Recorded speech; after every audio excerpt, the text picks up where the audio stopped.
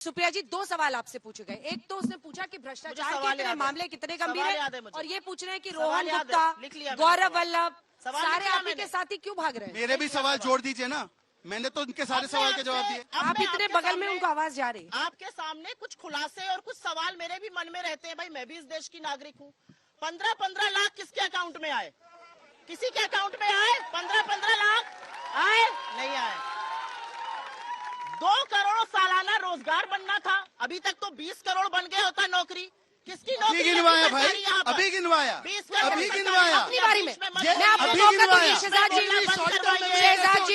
शहजाद जी भूल गए और जॉब्स का डेटा भी भूल गए। अभी तो गिनवाया भाई, अभी गिनवाया। बताइए, रुक जाइए, अपनी बारी का इंतजार कीजिए। गलत है, आपके बीच में उन्होंने नहीं बोला, फिर तो बस शाउटिंग मैच कर दे। नहीं, आपको वेट करना होगा। आप उसके बाद बोल सकते हैं, बीच में नहीं, प्लीज।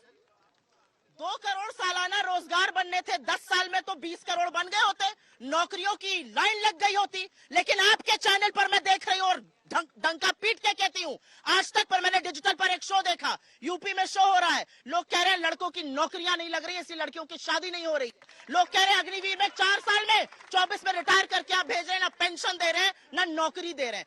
युवा कहता है मैं सीने पर गोली खाने को तैयार हूं देश को। आप कहते हो बेटा तुम्हें मैं 24 में रिटायर करूंगा। ये आपकी असलियत है। आपकी असलियत यह है कि 70 के पेट्रोल को 100 पार कराया, 400 के सिलेंडर को 1100 पार कराया। आपकी असलियत यह है कि आपने आटा, दही, चीनी सब पर जीएसटी लगाया। तो आपने मुझे डिस्कस किया था, लेकिन पहले आपके साथ सीएसडीएस पे बहुत डिस्कशन हुआ है। आपने जनता और इस देश की 55% लोग जो सर्वे में पार्टिसिपेट किए, उन्होंने कहा भ्रष्टाचार 5 साल में जबरदस्त तरीके से बढ़ा है। ईडी, सीबीआई, इनकम टैक्स विपक्ष के लिए है, जो इनको ज्वाइन कर लेगा वो पाक साफ हो जाएगा। मैं कुछ सवाल पूछ लेती हूँ छोटे छोटे। शारदा स्कैम की बुकलेट निकाली थी हेमंत बिस्व शर्मा के खिलाफ, ज्वाइन कर लिया, धुल गए। आप कहते थे अशोक चव्हाण ने बहुत बड़ा घोटाला किया है आदर्श का, आपके यहाँ आए साफ सुथरे हो गए। आप कहते थे नारायण राणे ने लैंड का स्कैम किया है, अरे करते एजेंसी से काम, आपके यहाँ आए साफ हो गए। आप कहते थे शुभेंदु अधिकारी चिटफंड स्कैम में शामिल है, आपके यहाँ आए तो साफ हो गए। सवाल इस बात का है कि ये देश देख रहा है, वॉशिंग मशीन जो लगातार घन घन घन घन घन घन घन घन घन घन घन घन चल रही है, वो देश देख रहा है। और देश ये भी देख रहा है कि नरेंद्र मोदी जी युवाओं के बारे में, गरीबों के बारे में, मणिपुर के बारे में, महिलाओं के बारे में चिंता नहीं करते। गौरव वल्लभ पे कुछ नहीं बोल देती हूँ, उनके बारे में बोल देती हूँ। देखिए ये जो लड़ाई हम लड़ रहे हैं ना, जहाँ 3.25-4 मिनट निशब्द होकर सुना जाता है, सुनते हैं लोग, उस लड़ाई को लड़ने के लिए बड़ा कलेजा चाहिए। वो लड़ाई सबके बस की बात नहीं है। जो कायर थे वो जाएंगे। और मैं एक और बात कहती हूँ सीना ठोक के, कल जाना है आज जाओ, क्योंकि इस लड़ाई में आप जैसे कायरों की जगह नहीं है। इस लड़ाई में जो सीना ठोक कर और गोली खाने की हिम्मत रखता है उसकी जो कल तक आपके साथ था उसको कायर बोलने में आपको जरा भी हिचक नहीं? बिल्कुल भी नहीं, बिल्कुल भी नहीं। केस है उनके खिलाफ? किस डर से गए हैं वो? आपने तो रोहन गुप्ता को टिकट भी दिया था। नहीं, सत्ता की लोलुपता, सत्ता की लोलुपता, सत्ता का मलाई चाटना बहुत लोगों को अच्छा लगता है। सत्ता की मलाई खाकर ही तो ज्योतिरादित्य जी वहां गए, कोई प्रेम थोड़ी हो गया। अगले सवाल पे छोटा सा जवाब फिर आपके पास जा रही हूँ। अपना भी टाइम गिनिएगा सुप्रिया जी, अपना टाइम आप गिनती नहीं है। सवाल तो ये कौन कन्विंस करता है जनता को, इस पर है बात। आप कौन जनता को कन्विंस कर पाता है, अपनी तरफ ला पाता है, किसके बोलने से वोट में इजाफा होता है। शहजाद पूनावाला, उनकी पार्टी को आप घेर रही है नौकरियों पर।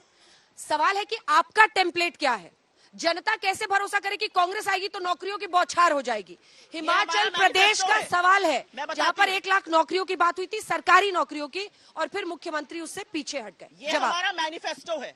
और हमारी सरकार सिर्फ हिमाचल में ही नहीं है, हमारी सरकार कर्नाटक में है, हमारी सरकार तेलंगाना में है। हमने गृह ज्योति, गृह लक्ष्मी से लेके गिग वर्कर्स के लिए जो वहाँ पे काम किया है, वो एक टेम्पलेट बनी है। ये मैनिफेस्टो उठाइएगा और देखिएगा कि किन 5 स्तंभों पे हम बात करते हैं। हम आप जैसी लड़कियों के लिए, आप जैसे युवाओं के लिए अब 30 लाख सरकारी नौकरी, 1-2 सवाल नहीं, 1-2 सवाल प्लीज, पक्की होने की, 50% नौकरियों में महिला के लिए आरक्षण। ऐसे लड़ते हैं मुझसे, उन्होंने 2 लाइन ज्यादा बोला, उन्होंने 3 मिनट बोला। नहीं अंजना जी, एक वाक्य, अंजना जी एक वाक्य तो बोलने दीजिए। सर मेरा सवाल आपसे है कि 2019 की नीति आयोग की मीटिंग में मोदी जी ने बोला था 2024 तक हम 5 ट्रिलियन इकोनॉमी ले जाएंगे, डॉलर इकोनॉमी, लेकिन आज जो मौजूदा इकोनॉमी है वो 3.7 है। तो कहाँ गई इकोनॉमी? अभी तक 5 ट्रिलियन इकोनॉमी, डॉलर 24 इकोनॉमी में क्यों नहीं, नहीं? 22 में लाने वाले थे, 22 में। सवाल आपसे जवाब सुनिए। अब मैं बात रख लूं, जवाब। अब मैं बात रख लूं।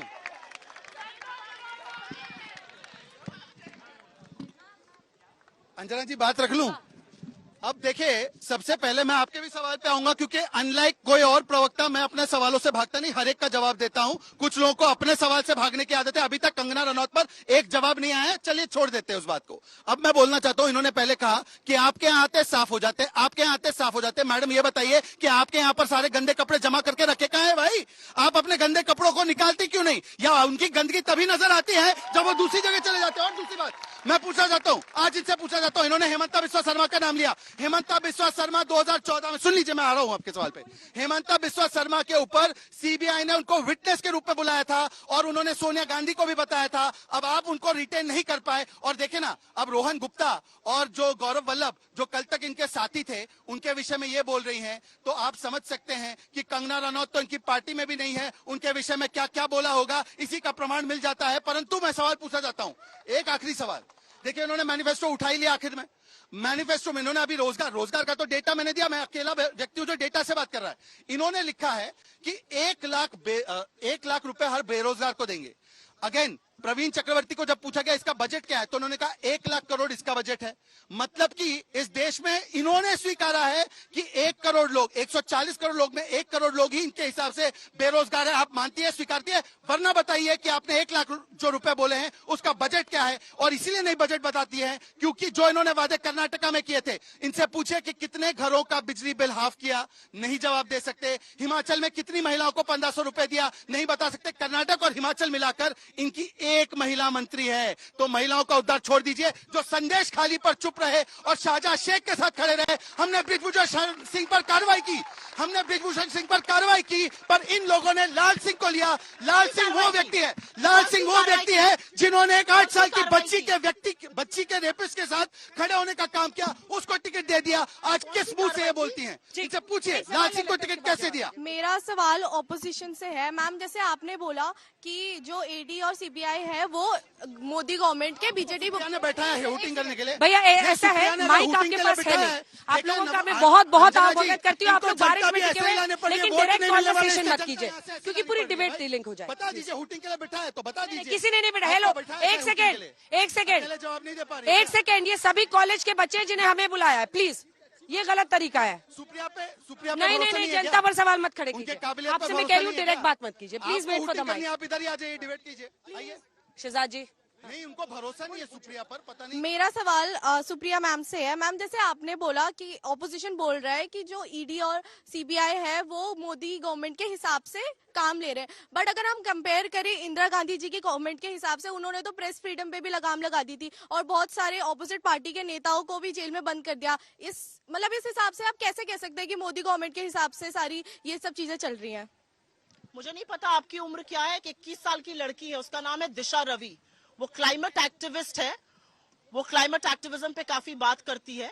उसको दिल्ली पुलिस, अमित शाह की दिल्ली पुलिस पकड़कर दिल्ली ले आई थी क्योंकि उनको लगता था वो एक अंतरराष्ट्रीय साजिश का हिस्सा है।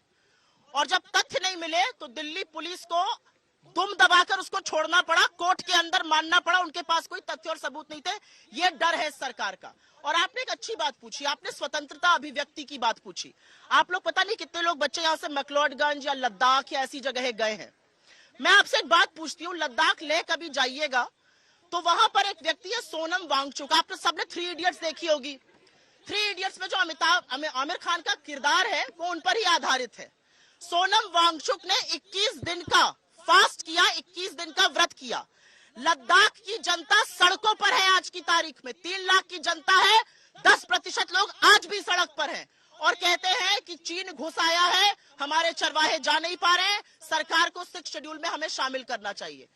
उनकी बात तो करना दूर, उन पर कोई डिबेट नहीं है। प्रधानमंत्री मोदी को कोई फर्क नहीं पड़ता कोई जिए या मरे, चाहे मणिपुर हो और चाहे लद्दाख हो। ये मोदी जी की असलियत है। बच्ची का सवाल इमरजेंसी पर था, इमरजेंसी पर था। ऐसा नहीं कि यंग है तो इमरजेंसी नहीं, इमरजेंसी के बारे में पढ़ा। बहुत कुछ कहा और आप लोग सब हाथ उठाइएगा, मैं उधर भी आऊंगी जो लोग खड़े हैं। एक चीज मैं और कहना चाहती हूँ, आप लोगों में जिसका मन हो मुझसे खड़े होकर सवाल पूछिएगा।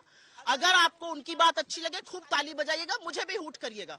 मैं आपको मैं इंडिपेंडेंट इंडिया में युवा को किसी का हुटिंग करने वाला स्टूज कभी नहीं कहूंगी, बिल्कुल ये पाप नहीं करूंगी। आप करिएगा, ये आपकी स्वतंत्रता है। ये देश दुनिया का सबसे युवा देश है।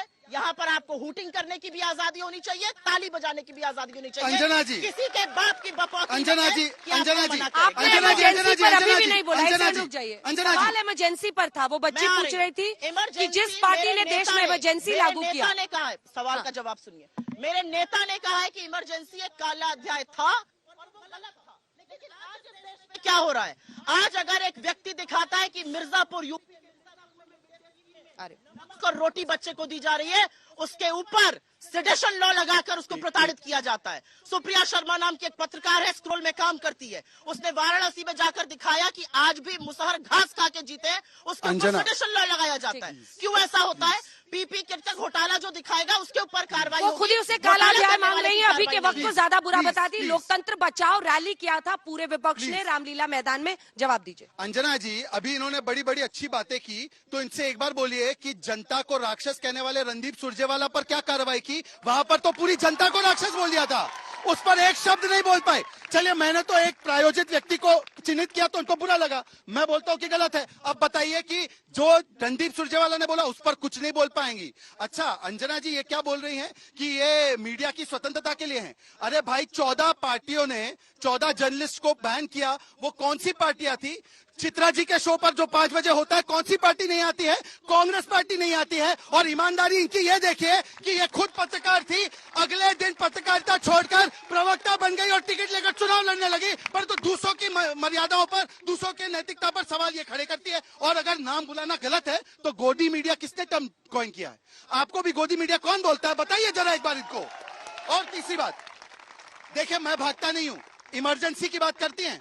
राजनाथ सिंह जी का स्मिता प्रकाश के साथ पॉडकास्ट देखिए, उन्होंने बताया कि 24 साल के राजनाथ सिंह जेल में ठूस दिए गए थे, उनकी मदर का अंतिम संस्कार था, उनको पैरोल नहीं मिली। ये इनकी हकीकत है। ये बात करेंगे जिन्होंने इस पार्लियामेंट को पंगु कर दिया, सारे विपक्ष को जेल में डाल दिया, जिन्होंने जुडिशरी को कहा कमिटेड जुडिशरी बनो, जिन्होंने कहा मीडिया को डोंट क्रॉल बेंड। ये इस प्रकार के लोग जो है वो इमरजेंसी पे बोलते